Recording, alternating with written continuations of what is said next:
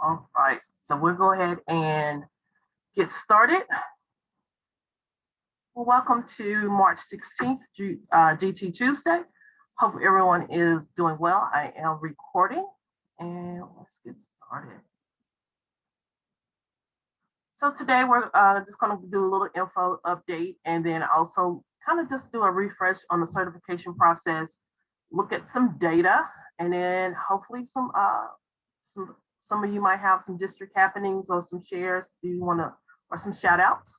And we'll do that. And then we'll get some resources and some other info and we'll call it a day. So, I've been kind of keeping you updated with the COVID numbers, and this is the smallest jump that we've had in a while, with about 3,000 students since the beginning of the month. Staff members, I'm sorry, with 3,000 staff members adding into that total number of 67,342. And so slowly, we might be coming to a little stable end. Hopefully, everyone has gotten on the list to get your shots for the vaccine, if you believe in that, and taking that opportunity. And hopefully we'll have a good return from spring break and no major humps and jumps from this process. All right. So wellness check. How's everyone doing out there? Everyone, I know, hopefully you're not coming off of your spring break to spend Tuesday with me. Hopefully you're taking you might be at work, just sharing. And so it looks like y'all might be on spring break. Watch the recording. But thank you for joining me today. And hopefully we'll get through this. And don't see, just got back, had a lovely, where'd you go, Midge?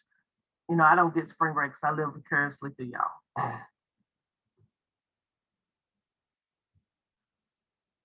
All right. Well, if you just got off spring break, put where you went so I can just think about some places I could possibly go. All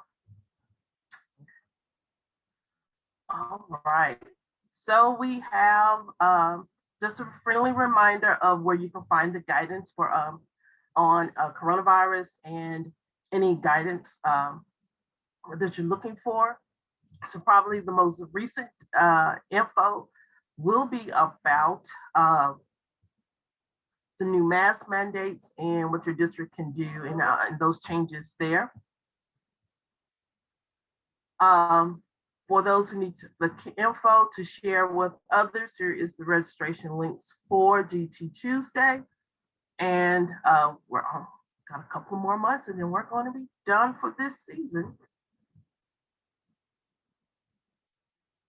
And then our guidance that is there, and then probably we'll be updating with new summer guidance and then beginning of the new school year. But that is there. Hopefully everyone has signed up for the listserv, had a listserv that went out this week. Hopefully that you received that and got that pertinent information and some highlights and some other program info that you may want to share and review.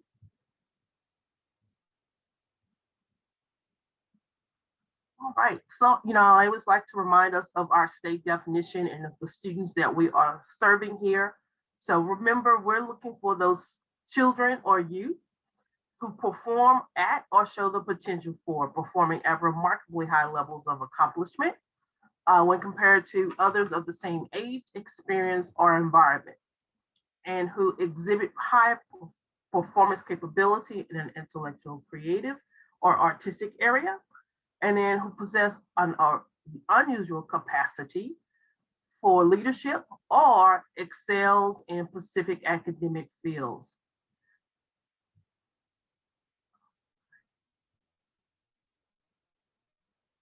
And then our state goal. So our state goal is to make sure our students have the ability to demonstrate their skills in self-directed learning, thinking, research, and communication. as evidenced by the development of innovative products and performances that reflect their individuality and creativity, and that are advanced in relation to those same students of similar age, experience, or environment. So specifically, our high school students having that opportunity to that professional product or performance. Should I catch everyone? All right. So I just want to kind of go over and just remind you what our certification time frame looks like. As you know, when we first read into this, it was fresh on everyone's minds. I just want to kind of give you an update where we, just kind of where we are in the scheme of things at this time. So we've had our start of school, we've had our winter break. You've been working with the state plan, you've been identifying and serving GT students. You've identified your district level of identification. So your identification of your GT students and that you are serving and your district code for your district was part of the fall snapshot. So that was done the last Friday in October. The winter snapshot just occurred, which was the last Friday in February. That's where we get the number of our served kinder. As I mentioned earlier, we're being very lenient with that. That snapshot occurred, but your kinder testing and identification was open for you to finish that up as you went in and as you put them into the system. It will catch them because there are opportunities for those submission dates and those submissions to be cleaned up and to be updated. So just remember that there are other opportunities. And then our final recording, which is on the use of funds, is our program 21, which occurs in June. So this is just where we are. So really 3 big packages of what data we're looking at, of our identified and served, of our district level coding, and then our use of funds using program intent code 21. So from some of the data that we've received in so far, I just want to kind of highlight a couple of things. One is our largest GT populations in the state. This is based on our 2020 snapshot. So that October snapshot, this is the most recent data published. And so the boxes in orange are our top 3 largest districts in the state. And then you will see the next series of districts that are the next highest level. And then in the blue kind of rounded boxes, you will see our largest charter schools in the state. And so you'll see how much of a variance we're working with here in the state as you look at our populations.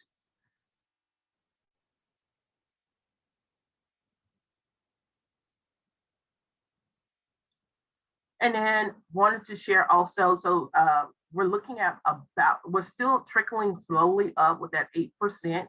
So we're at 4,400,000 students in GT program services. And then as you'll see, we broke down here all of the special, not all, but most of the special populations within the state. So as you see for our special education, we're serving about 7,772. Our military connected, we're serving 8,094 students. We have 735 migrant students being identified, 2,162 homeless, 162 foster care students. Our ESL student population is 14,942. Our dyslexic population is 4,905. And then our bilingual program identification is 27,974. So that's where we're looking at currently at our fall snapshot and our data collection there. The other pieces of data that we do collect that's not reflected here is our economically disadvantaged. And then also our Title I students. And so those are some others that we do collect, but did not share on this slide.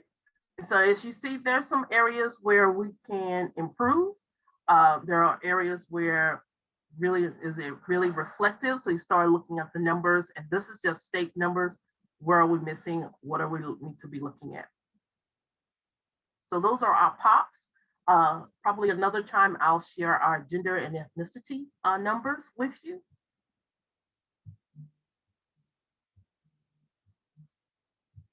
And so I wanted to share our district level codes with examples. So you all seen this out there before, and hopefully you all are identifying your multiple areas of services. So really looking at what are your program options and how do you serve students and what are those different places. Our largest population is served in pullout and then full-time inclusion. So let me share you those numbers with you. So we have about, now this is reflective of the entire state of LEAs, all districts and charter schools. So, and then remember that there's going to be multiple identifications here. So we still have 7% with no programs, 43 with pull out, 12 with push in. We have 5 that have a full-time gifted program. And then we have 33% with the full inclusion, and there's 1% with a special day school.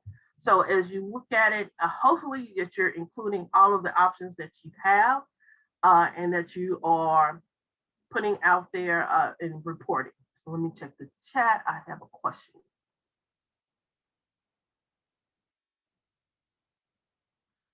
The data does not come out. I'm looking at the chat, and the question is, do we have this data as it relates to overall presence of these populations in the state?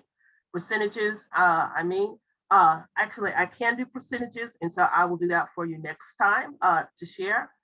We do collect, all of this data is collected for all POPs, and so I will do that for next time, is to also share with you the percentages. And so we'll look at, and that'll be a good conversation, please, for our equity. And then I do have it for regions. It is available for you in district-wise, but I'm keeping it very high level with the state. But we can look at it at percentage-wise per populations with those groups. So yeah, that is no problem. So as you know, we track your funding using program intent code 21. And that's where we're looking for you to report that use of funds. It's going to be this, you've done it the same way. And actually, most of you probably never done your program intent code. That was someone in accounting was already set up and just making sure that the money was allocated out. For the last couple of years, we have been putting out a report. And so this is the second one that came out. I sent out on the newsletter. And I did not put it here, but I will put another, and it is actually already linked on our GT website.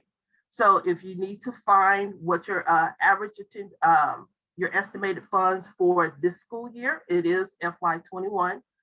So it is based on your, as I said, that snapshot data and looking at that. So they have already estimated how much your funds are. So take a moment, check that out. You might have to do a little search for your district through that, because they are by program number and then there's a PDF. So just really take a moment to look at it. It is, if you need the prior year, if you did not save that, let me know. I did change them out. So as we talk about, and so those are the pieces of data collection we've gotten so far. We are waiting on the use of funds report. So that one has not come out yet, but that is up and coming. And so when we think about use of funds, I just want you to just really think about how your district is using funds for GT services. And then based on some of the questions I received after the newsletter went out, there's still a lot of districts out there who do not understand that, and I'm gonna go back, that you do have an allocation. You do not have an allotment. There is no GT allotment based on our experience with HB3. But what HB3 did was move the funds into the basic allotment. So you have an allocation there.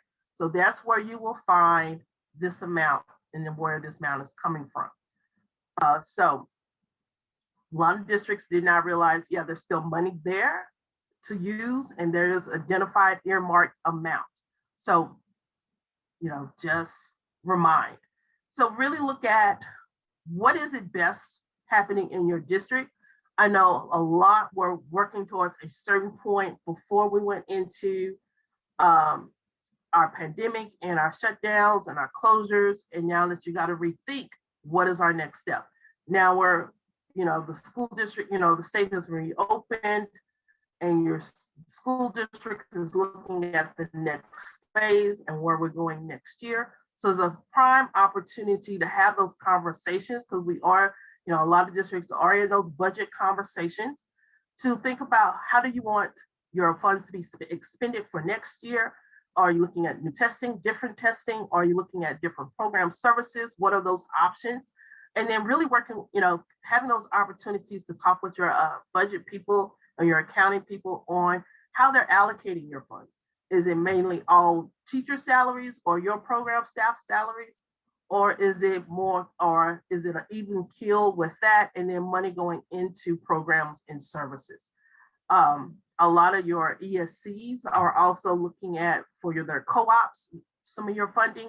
So really thinking about how does that work, and what are you paying into, what are you looking for, as into PD, your professional learning, into the books and the materials that you're providing to your staff and to your student body. So really just take a time to really think about what are you using your money for. So that leads to a couple of things with questions for expenditures. Where are the funds used for GT students? Where's the best place? Really take that consideration and think about, are we using it correctly? Are we, and it's your determination. It's not necessarily my determination, but then some do call and ask about that. We do have the old SAMP, which was the old guidance before we went into HB3, I'm sorry. And if you want some of that, I can provide that also. And then looking at how does this expenditure align with GT services. So, the best bet is, if you're questioning it, how does it fall in line with the state plan? Can you line it back up to what is in the state plan? And if you can do that, then I would say you are very safe in the programming and services that you're providing with your expenditures. And that leads that to that last question. And so, as I said, I didn't. So are there any shout outs or happenings, or if we can come back to it, questions? I know this is a real, it's not a lot this time. I'm like, I'm gonna honor people's time with spring break, hopefully. And if not, are there some questions out there? Throw it in the chat, come off mute, you got me. We can conversate.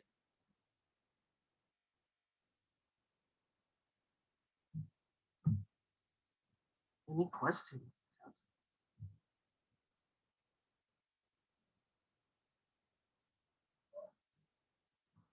Oh, silence. It's like you logged in and walked away. All right. Someone might come back in a minute, but I just wanted to highlight a couple of other things for you. One is supporting your gifted child and yourself during challenging and stressful work. The NAGC and Johns Hopkins have partnered to provide a parent workshop. So they have, they're presenting, and it is a free workshop with these different speakers on April the 7th from 7 to 8:30. So if you want to register or think about something for your students or your parents to recommend, this is a great resource. Looking at us, having fun at home, looking at other strategies for parent self-care, and then looking at study of exceptional motivation. So really looking at those different times and really having that emphasis on our GT students.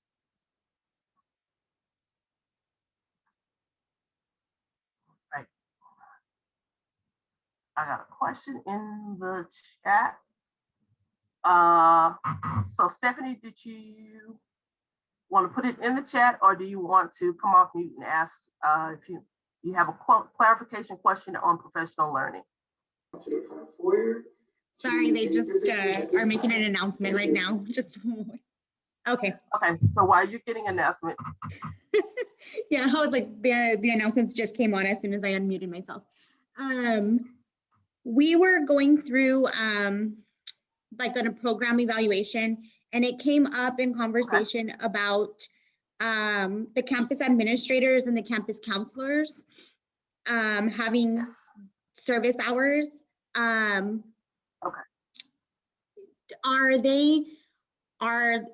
you know, like the principal, vice principal, anybody that, I mean, I guess any type of admin on campus, should they get just those initial 6 hours, or just those that have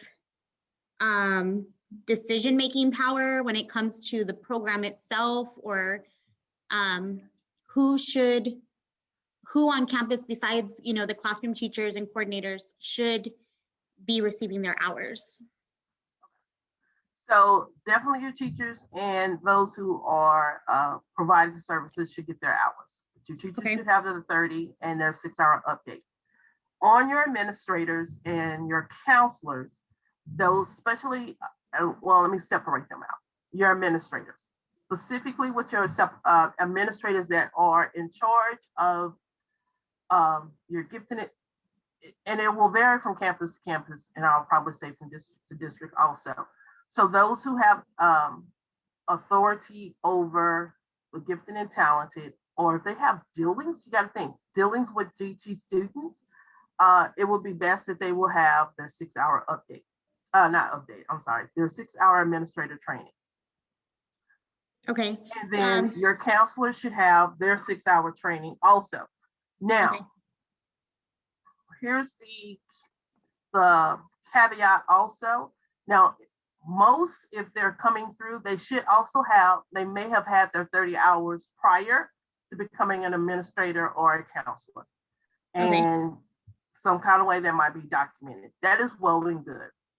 But they still need to, even if so, they say they had their 30 hours with the nature and needs, yes, they need the administrator 6 hours, because it's a little bit different and has a different focus, or the counselors also. Now, on a 6-hour update for them, it depends on what your district policy has. Everyone's policy does not have guidelines that they are to have a yearly update, or and it might be more undefined than that, or it might be a defined of every 5 years or every 3 years. I don't know. Most that I know would have a yearly update. Now, for those that do have a yearly update, I would recommend that they do not need to necessarily sit through the administrator and counselor year to year, year to year.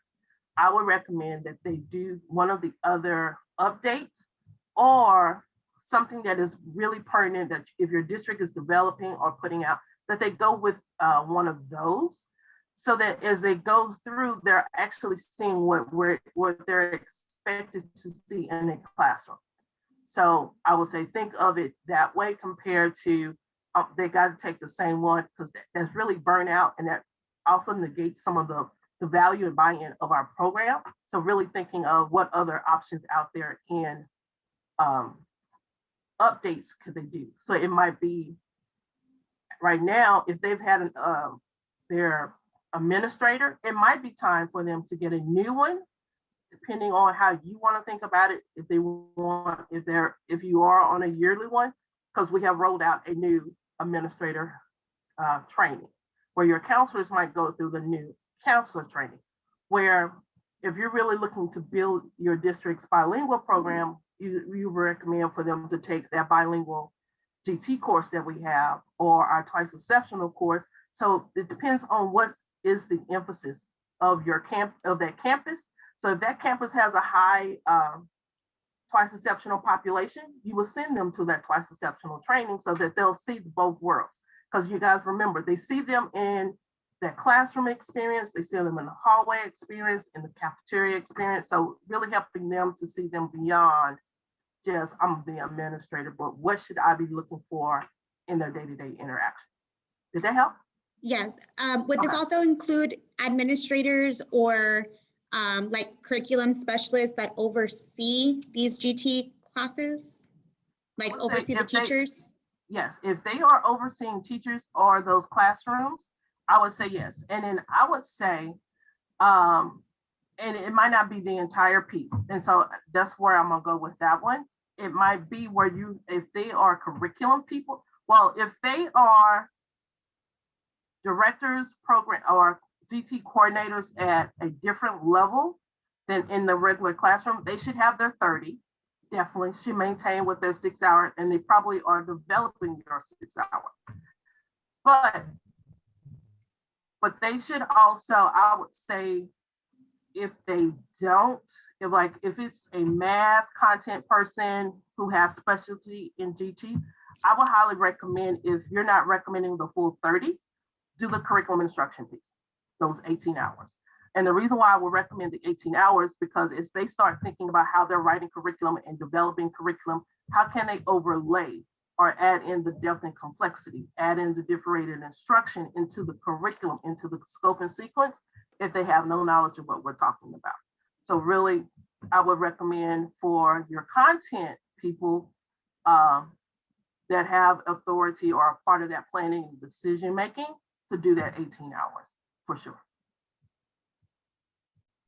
All right, thank you. You're welcome. Okay.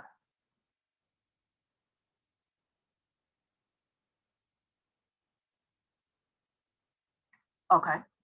Oh, thank you, Sheila. That's a great idea. Okay, and a designer update to include looking at program evaluations and changes. Okay. All right. We can add that. That would be a good one for administrators. Yes, we can definitely do that. Okay. Good idea. Anyone else?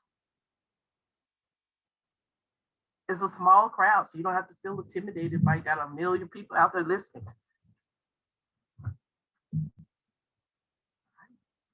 Yeah, I'm here. Okay, so one other invitation I want to share out is the Harvard International Relations Scholars Program. It came out after I received it, after I sent the newsletter, otherwise it would be there. But they have a scholarship opportunity for students. And so this is the early bird registration is April 1st. The final deadline is May 1st. And so this is an opportunity for your high school students to be a part of their virtual program. So if you're really looking at your scholars and looking for what can I do with some of my secondary, this is a prime opportunity for them to be a part of an international awareness, especially if you got some of those who are really into their world studies. And then looking at that capstone. So this can easily build into supporting some of those. And so you see it's only a couple of days in June 17th through the 19th. And so wanted to promote that with you. And then our EL portal, actually they're working on keeping it updated and new and fresh. So you have the QR code and you also have the links. So feel free to check out my partners in education with their EL portal. And as I said, it was short today, 30 minutes. Hopefully y'all have, you can get back to some of your real work, some of your vacation, if you're taking time off vacation, or if you have any further questions for me, I am available and we'll take time. Otherwise, I will give you your time back for today.